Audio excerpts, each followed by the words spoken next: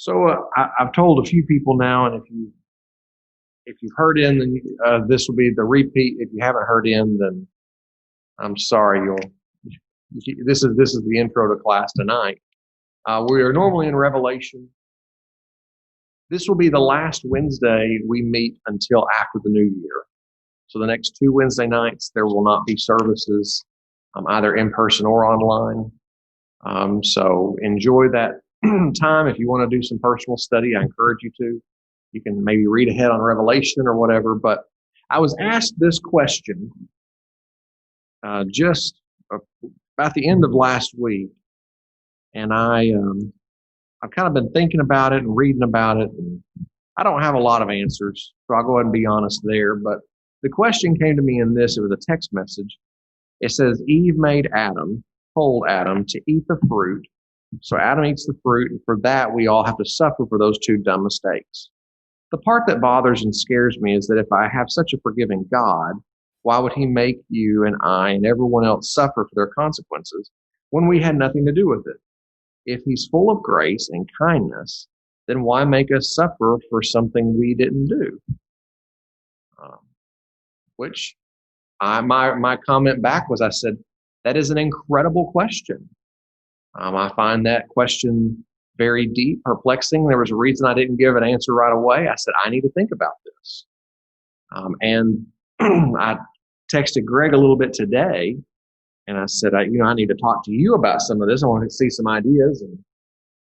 And then I just decided that after my limited schedule of Revelation study and my more time on that thought, I said, well, tonight's discussion will be just as grand if we spent some time just talking about the problem of evil, or what I'm going to call the problem of evil. It's probably going to enter into a lot of other problems. So I'll just go ahead and say we'll probably all end up hating each other before the night is over, and hopefully it'll be a great time together. But as we're in this study, please expect that this is going to be, I want this to be a time of mutual growth, of a time of discussion. I want us to be able to make conversations with one another. So if you have a comment, feel free to pipe up. I as I said a moment ago, I am not the expert. I don't really have a great answer. I feel like I have an answer for me, but I don't know if this answer is going to be an answer suitable for the person who texted me. But we will see, won't we? Okay. So does everyone understand when I say the problem of evil, what we're kind of talking about? And it's okay if you don't. I feel that that's probably just a good base so that we're all on the same playing field. The problem of evil really comes into this idea that there is evil in the world that we live in. There is things that we call evil. And we have an all-loving God. So if we have an all-loving God who is also all-powerful, he could zap evil away, then why do we have evil? Because if he's all-powerful, could he not do away with evil? And I'm trying to think of, there's all these thoughts that go into it of like, if he's not all-powerful, then maybe he's not all good. Because if he's all good, then why is there evil? Like I said, you can kind of chase that several different ways. But that's kind of the problem that we're stuck with. I see Greg is just, Greg's had a disadvantage. He got a text message earlier today that said, hey, think about this for tonight's topic. So does everyone see the problem or the question? Can you understand that? Okay. What are some answers that you currently have for that to you, maybe? And if you're one that says, look, Josh, I've never really concerned or never really been worried about that, feel free to say so. Maybe that's not a problem for you. I've kind of wondered that from time to time, because it kind of seems like, okay, so God stuck us down here in this mousetrap, and we have to go through and make choices. If you make the wrong choices, then you end up getting caught in the trap. If you make good choices, you get to move ahead and move on. And there's definitely good things and bad things that happen within each of our lives that kind of develop the character that we're in. So sometimes, yeah, that doubt comes in and it's like, okay, so God set me in this mousetrap to see if I would prove myself true to the end. Hmm. I actually have a philosophy on Satan that, if you don't throw stones at me, that Satan is I call him God's quality control checker for the human race. That's kind of his role in all of this cosmic battle. But okay, thank you, Laura. Anyone else? Well, there's a couple of things that come into play. If God is good, God is love. And we as humans should love God. If he took away the choice of evil, would that really be good? Because he's taken away our free will, he's taken away our choice, and we had no choice.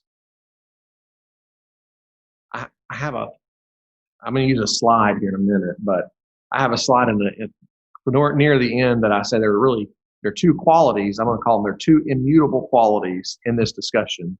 One of them is love, and the second one is free will. And if you're going to have one, then you're going to have the other. You cannot have those two apart from each other. If you are going to have love, then the person has to choose to love, or therefore choose not to love. And that then requires free will to come in. Yeah. And then you throw the other monkey wrench in there, God's sovereignty. If God is sovereign, why did he allow it? Why didn't he prevent Satan from tempting Eve? And so you just go further and further down the rabbit hole. Josh, I look at it. I have 3 kids. They learned how to ride bikes. Sooner or later, you got to take the training wheels off. And when you push that bike the first time and they're pedaling for themselves, you know they're going to crash. So do I prevent that by keeping the training wheels on forever? Sometime you got to turn loose. God has turned us loose and said, here you go. It goes to the free will thing. Yeah. But it also goes to, as a father, letting go of that bike the first time was the hardest thing in the world to do. Watching them crash was hard to do. But eventually, they learned how to stay upright and ride a bike. I think that's what the Lord wants us to do. He wants us to learn how to be a Christian without a safety net. Because without a safety net, if you have a safety net all the time, you can just jump out. I can do this. God's got me. And there are a lot of people who believe that.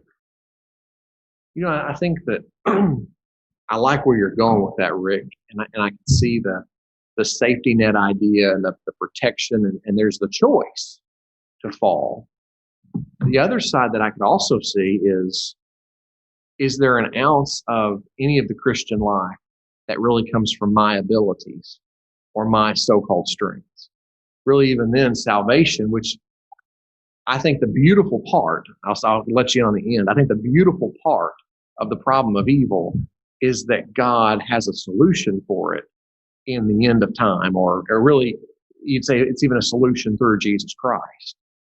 Jesus is the undoing of the problems that Adam did. But seeing that solution takes a long time to get there. Question. Shoot, whoever that is that Mike? Yeah, it's Mike.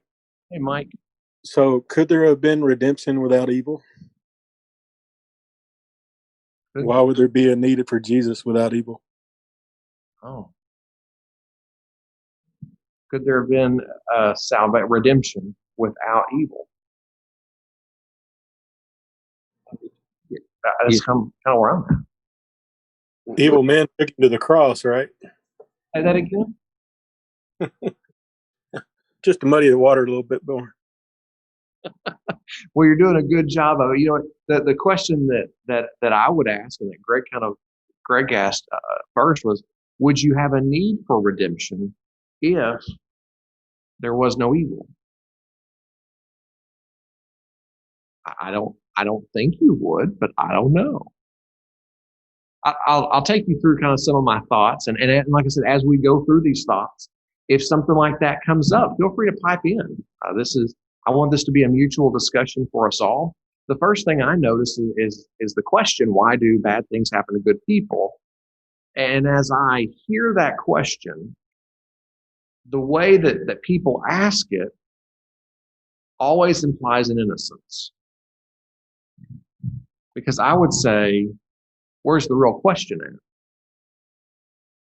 at? Am I really a good person? And why I don't. Yeah, that's the end of that slide. To say that bad things are happening to good people would mean that bad things happen to Jesus because he was the only good person. And yet again, would I not define crucifixion as a bad thing? Now, coming where Mike was taking us a moment ago, crucifixion for Jesus might have been a bad thing, but what was that on a cosmic level? Reconciliation. I'm going to call that good. It's reconciliation. I'm going to call that good. So even in the times of pain and suffering, what I perceive as pain, suffering, evil, there is something, or there can potentially be something that is far greater than I understand. But I think the problem with the question to begin with is the assumption that we're innocent. Because what do I inherently deserve?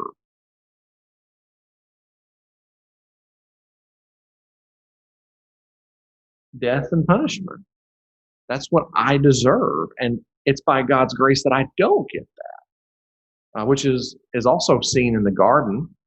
Some text that I would share with you, Romans 3:10-12. As it is written, none is righteous, no, not one. No one understands. No one seeks for God. All have turned aside. Together they have become worthless. No one does good, not even one. Well, that's pretty gloom and doom. But that hits to the reality of who humanity is. Is there really a good person? Which goes back to where I think I was with you, Rick. Are we really good? The Bible says, because they called Jesus good, he said, why are you calling me good? There's no one good but God in heaven. He passes the buck along even further. Yes, he does. So when Paul tells us that there's no one that's righteous, no, not one, I have to begin with the assumption that evil's in the world and that I'm not good. If you want a little further, move a little further in that chapter. For all have sinned and fallen short of the glory of God.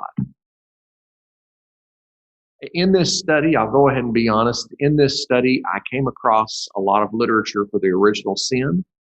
And I know Greg and I've talked some about that, and that's an area where reading the literature for original sin brings up a whole other can of worms in this discussion that I'm not prepared to talk about.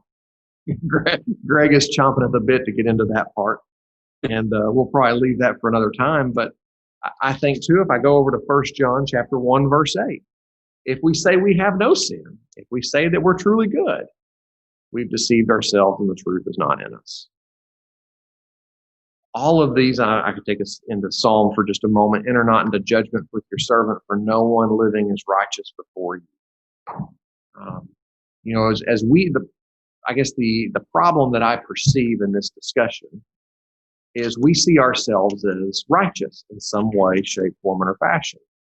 So, we'd say, well, Josh, I don't really steal. I don't really murder. I don't really lie or bear false witness. Roger's got a really good lesson on false witness. Is it false witness you had, Roger? Yes. I thought that's right. Commandment and do not bear false witness against your neighbor. Yeah. And then we'd say, well, I don't really covet, or if I do covet, I don't covet that bad. And so I think where the perspective is that we come at this with this idea of I don't do these things. But my same, or I guess my furtherance to that is really coming into the New Testament. We are introduced to the Sermon on the Mount, where Jesus reinstitutes a lot of things. What about becoming angry with my brother? Jesus equates that. What about crude joking, which is not really the Sermon on the Mount, but Ephesians 5? What about Lord's name in vain? What about some other areas that we may not call the bad sins, or we may even have them in our life? But does that then make us bad or not good? Greg, what's going on in your mind? Well, the first problem is we don't love God. So then we're messed up to begin with. So, and all those things that we were just there, they're part of our life.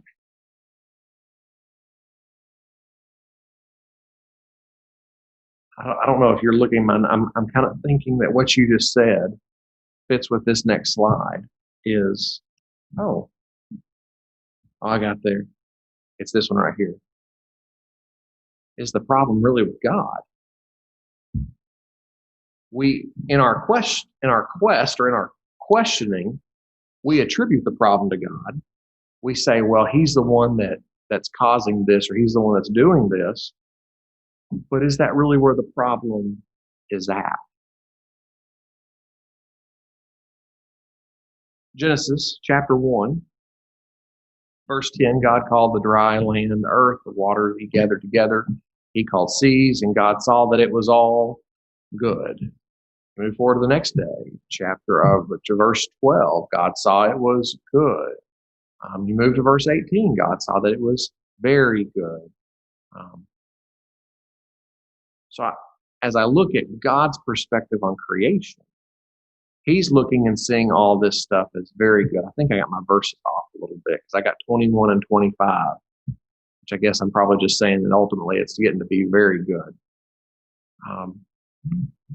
God's looking at all this and saying that it's very good, which then lends me to this question: did God create evil?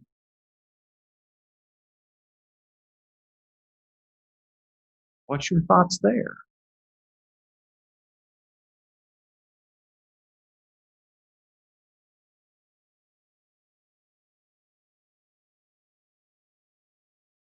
And if you don't want to answer that, I'll go ahead and tell you at least where I'm currently sitting, is that God did not create necessarily evil, but He created the possibility of evil, which then lends me to this question: why would God create the possibility of evil? If you argue from a point of free will, then the possibility has to be there. But if you argue from a point of God's sovereignty, then perhaps in some schools of thought, He created evil. And you're still responsible because you are evil. I think it's to me. Am I on? Sorry. You are. We can hear you good. To me, it's like you can't have love without choice, and it's part of the nature of God to have love freely given. I mean, the Trinity, they don't require each other to love each other. It's just part of their nature. And so to me, love being a choice requires free choice, freedom of choice. And this is not the kind of world God designed or created. It's what we chose. Anyway, if that makes sense. I think it does, Mike, to realize that when God finished creation, it was very good. But because of humans' free will, which God allowed, as you said, in order for love to exist, there has to be the choice to love or the opposite, the choice not to love. We then, as humans, introduce sin into God's perfect creation. Chris I had a guess I was comment. going to say pretty much the same thing as he didn't create evil in the garden, but it gets back to that free will thing. He did give us that. And God's plan was for us to choose whether or not to accept him, love him, come back to him. And therein, there's either or, there's black and white, there's sin and good. So you can't have the one without the other. Hey, Josh, Yeah. this is Gary Jones. Going. I have a question. Well, I don't know if I have an answer, but shoot. Okay, are we saying evil started with humans, or did it not start with the fallen angels? That's a great point. That's where I think. Well, Again, it's free choice of that realm. Same concept of free choice to love God or choose your own way. that's a good point. Yeah.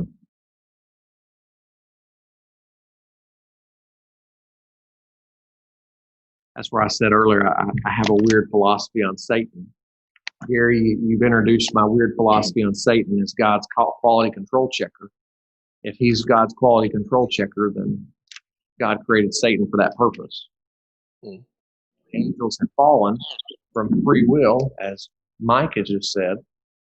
Then the original evil is something we don't even have recorded. It's the original evil of humanity that we would have recorded. We call the fall. What was so bad about Adam and Eve eating that fruit? I mean, I like pineapple. I really like apples. Y'all like apples? What if it was a pear? I like pear. Sweet, juicy. What's so wrong about eating the fruit? I think it was more so that they lied and they tried to deceive him instead of coming clean. The lies. Okay. It wasn't the fruit. It was the idea that Satan introduced that they would be on equal with God, having all knowledge. Pretty much the same problem that plagues us now. We place ourselves above God and we don't need God. So much of the problem for our society as we know it now. We don't think we need God anymore. We generic term. Understood. I don't think everybody says, but that in society we see that we place what we think is right above what God thinks is right. So I think in a way, we put ourselves on par with God, and that's the same problem. Satan introduced that idea right there in the garden. Well, that was his exact words was you will be like God, knowing good and evil. And he didn't necessarily lie because when they ate the fruit, they knew the difference. They knew they were naked. We come to the fall. The curses that kind of come from the fall, the pain of childbearing, the cursing of the ground, and that you have to work hard really you're going to have to work hard for survival. Paul uses that yet again in Romans chapter 5, verse 12. Therefore, just as sin came into the world through one man, death through sin, so death spread to all men because all have sinned, which then brings us right back to the thing where we say we are all guilty. There is not one person who's righteous. We're all subject to our own problems. which, to me at least, led to what can cause suffering in your life. What causes suffering in your life? My own stuff. Can I just call it my own stupidity? Yeah. I'm going to translate for a moment. Go ahead. What else? What causes suffering in your life? Consequences of bad choices. Or, and that goes, but it moves it outside of you. It's the consequence of others' bad choices. Or let's not just call it bad choices, let's call it sin. And then the fact that the fall affected everything, not just humanity, everything. The relationship between man and the animals changed. The relationship between man and the earth changed. There became things like viruses and plagues and storms and global warming or global chaos. Can you imagine a world where there wasn't a lightning storm? Or it wouldn't be like the lightning storms we had. Yeah. Or where a world, because I focused on the three, your actions would cause the stupidity in your own life is what causes suffering in your life. The second one, the actions of others, so the stupidity of other people would have caused the suffering in your life. The example that I used years ago and I really liked it was basically if I was going to take a 2x4 and hit Laura over the head with it, God's not going to stop me from doing that. Or if he does, I guess that'd be a magical moment. He's not going to, as I'm swinging the 2x4, turn it into a pool noodle so that it doesn't hurt Laura. I'm not saying that God couldn't do those things, but my choice to do that to Laura is a free will choice. And so I say that the stupidity of other, you translate that even further. If someone decided to go drink and drive and had a car wreck, the effects of that affects other people. And the third one I said was acts of nature. What causes suffering? Well, massive hurricanes destroy homes, tornadoes destroy homes, ice storms destroy homes, destroy lives. We know that, who decided to get in the car and go 80 miles an hour. Yeah. So I see what causes suffering in our life, yet again, is not necessarily God as much as it is our own problems when we choose to take control. And we chose to take control at the fall, basically. So, therefore, in some sense of the word, we're responsible for those acts of nature. I forget where it's at, Greg. You may remind me, or Mike here, or someone else may remind me. There's a passage, I feel it's in Isaiah, when the lion will lay down with the lamb. Mm-hmm. And the imagery of that chapter is of the renewed world. And what makes that interesting is you have the lion and carnivore, an animal that would normally consume the lamb, not, which is an image of what the world was like pre-fall, where animals, regardless of what we would attribute their nature of being, carnivore or vegetarian, they were at peace with one another, where peace reigned supreme. I don't know what that world looked like, but I know that when sin entered the world, it did not just affect what we would call humanity. It put everything under the curse. Paul would use it in, is it Romans 5:7, where he says that even the creation is in the pains of childbirth with the expectation of what is to come? Chapter 8, isn't it? Is it chapter 8? Maybe. I forget where it's at. It's in Romans, though, right around there. So anyways, all of that then took me to this question. Where is God in my suffering? When bad things happen to me, where is God? waiting on us to come to Him. Waiting on us to come to Him? Yeah. It's not like, oh, he's suffering, I'm going down and help him. It's, call me, right here waiting. If what's your oldest boy's name? Corey. Corey. If Corey called you right now and said, Dad, I need you. We'll give you a call today. Not a second moment notice, a second thought. I'm going to make it a little more personal, Rick. Where is God at in my suffering? God's already, He's there. Oh, yes. He's right there with you.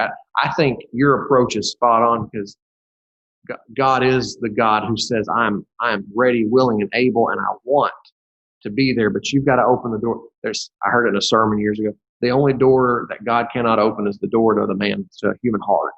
That is a door that He can't open. You have to open it for Him. So I love that approach of He is waiting. But to say that in my suffering, God is completely absent would say that what would my life really be like if God wasn't there? And what blessings do I have because He is there, even in the midst of my suffering? I look at things like the circle of life, like in Lion King. Yeah. God's at the top of the circle. It's going to go back to God no matter what. We're going to meet Him. And what condition we are when we get there is our personal choice. Yeah. And where we go after we meet Him. Yep.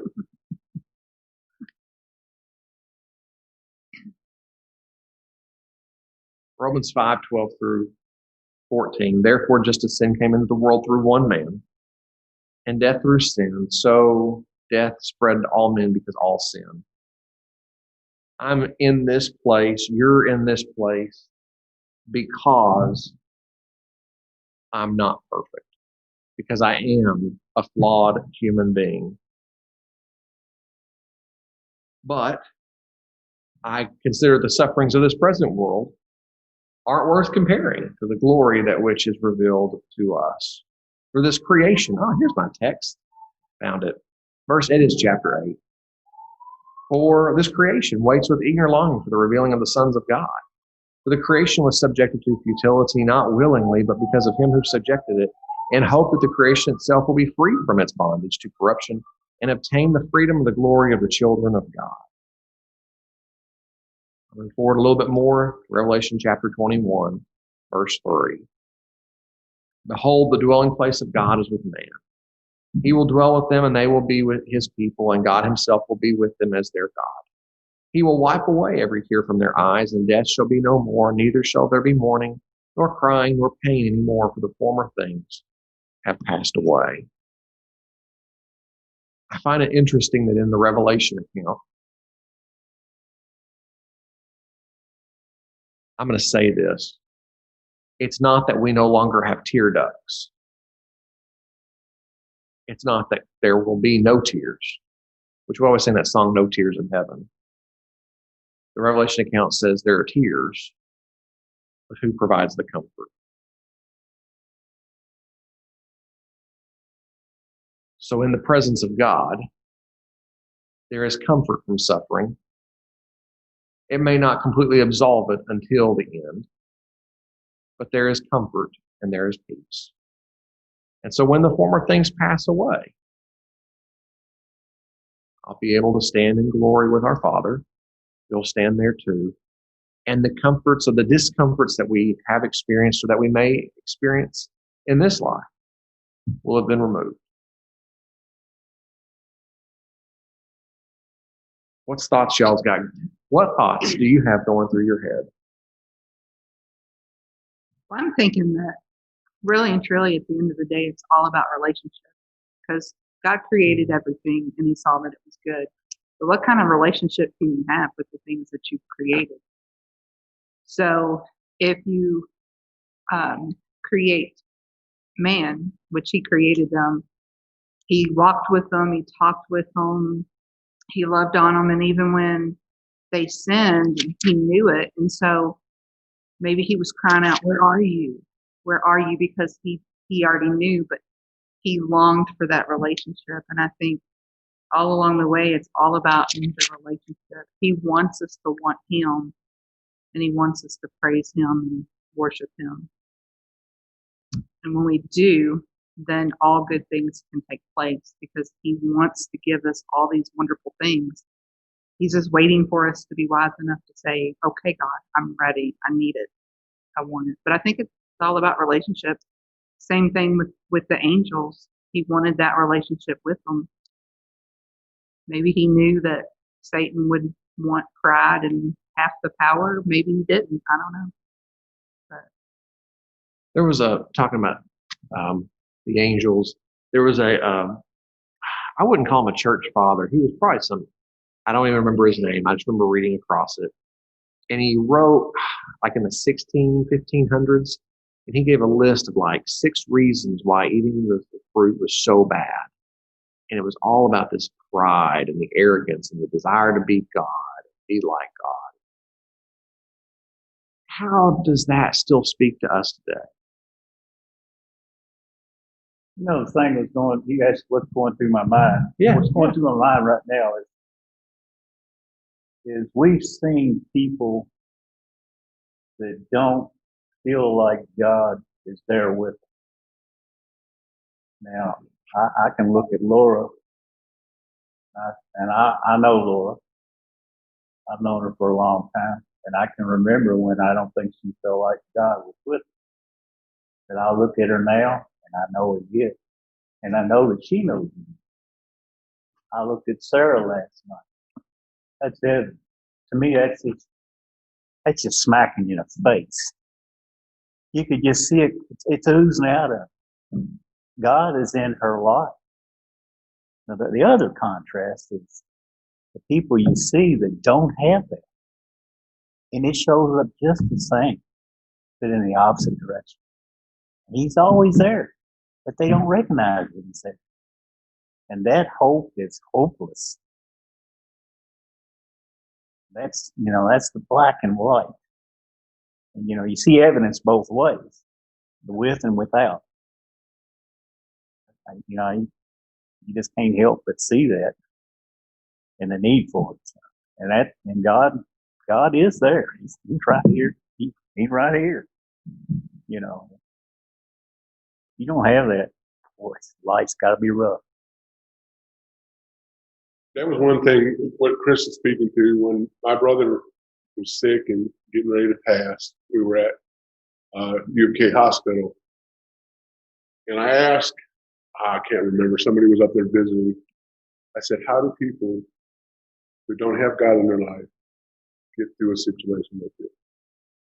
I said, because without my church family, without my wife, without people calling and texting me every minute of the time I was up there, we love you, God loves you. So how do people get through? It blows my mind how you can get through that at all without a God that loves you. And you keeping that at all costs, God loves me.